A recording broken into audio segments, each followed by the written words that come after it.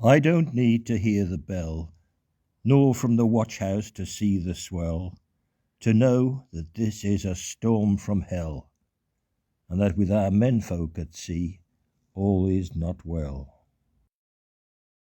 Now that hope has replaced despair, Cullercoats is a haven for all to share.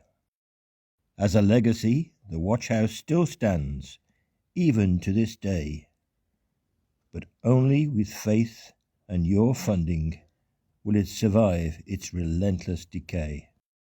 In some areas there's no pointing whatsoever and there's gaps between the stone.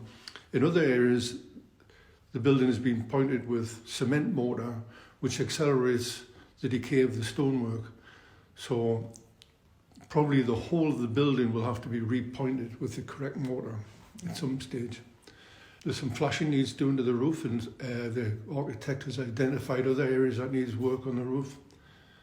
The timber, all the timber posts holding up the balcony area, all rotten at the base. The trellis work is all rotten and needs removing and replacing. The estimate that we were given in March 2022 was of £80,000 worth of repairs plus VAT. The windows on the east side of the building are supported by solid timber lintels, and the stonework supporting the ends of the lintels has deteriorated. In some places it's partly non-existent, it's been replaced with cement. The concrete facing on the cliff face is in very bad condition, and there's a lot of vegetation which is, as it grows, is cracking the concrete.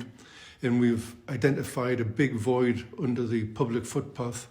The cast iron guttering is being identified as being in reasonable condition, but it needs completely removing, cleaning up and replacing. My name's Frank Taylor. I've been involved with the watch house a long time. My earliest recollections of being in here, I may have been in it as a child, but I can't really remember any detail. But when I was about 18, we were able to gain membership here, and we used to have a couple of pints in the Crescent Club and then come over here for a bit of tomfoolery and a game of snooker.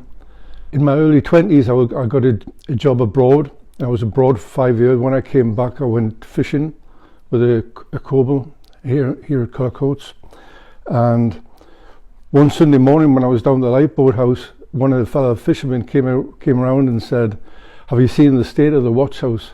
I said, "No." So came up with him to have a look, and the whole place had been trashed. It was vandalised completely. It was an absolute mess, and that was in 2004.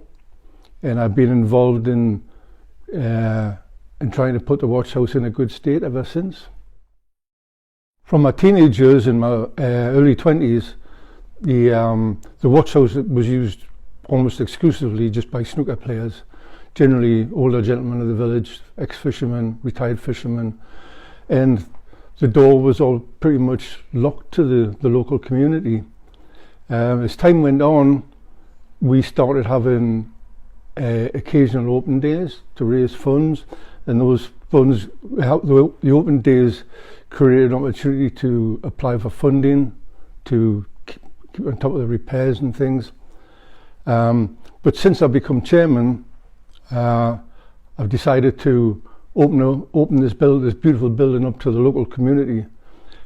For too long the door was locked, and people who have lived in the village for 50, 60 and even 70 years have never been inside here. So the plan now is to change all that, and we're having the building is now open to anyone who wants to hire the building. We encourage families to come in. We have dolphin watch days, we have craft fairs. Anything you want to do in this building, just come along and see us. Hi, I'm Susan Cliffe. Cullercoats is a very, very special place in my memory box.